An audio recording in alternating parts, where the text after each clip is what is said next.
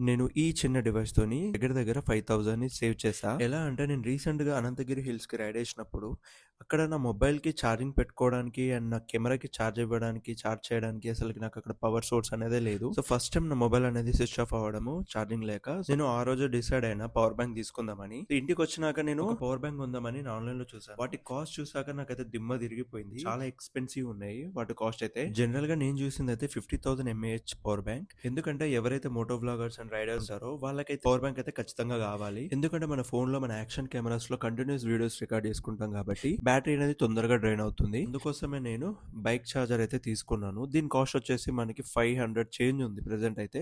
So దీని వల్ల నాకైతే దగ్గర దగ్గర 5000 అనేది సేవ్ అయింది. సో దీన్ని ఇన్‌స్టాల్ చేశాక నా మొబైల్ అయితే ఫాస్ట్ ఛార్జింగ్ అయితే అవుతుంది. నేనైతే షాక్ అయినా ఇది ఫాస్ట్ ఛార్జింగ్ ఎట్లా అవుతుందని చెప్పి. అండ్ ఇది వాటర్ రెసిస్టెంట్ తో వస్తుంది. జస్ట్ క్యాప్ క్లోజ్ చేస్తే చాలు. సో ఆటోమేటిక్ గా మనకి వాటర్ అనేది లోపలికైతే వెళ్ళదు. అండ్ నా కెమెరాస్ కి అయితే నేను మోటో బ్లాగ్ చేసేటప్పుడు అయితే నాకు చాలా అంటే చాలా హెల్ప్ అయింది ఇది మాత్రం. అండ్ నేను దీని ఇన్‌స్టాలేషన్ వీడియో అయితే నా యూట్యూబ్ ఛానల్‌లో పెట్టాను. మీరు అక్కడ నుంచి చూడొచ్చు దీన్ని ఎలా ఇన్‌స్టాల్ చేయాలో.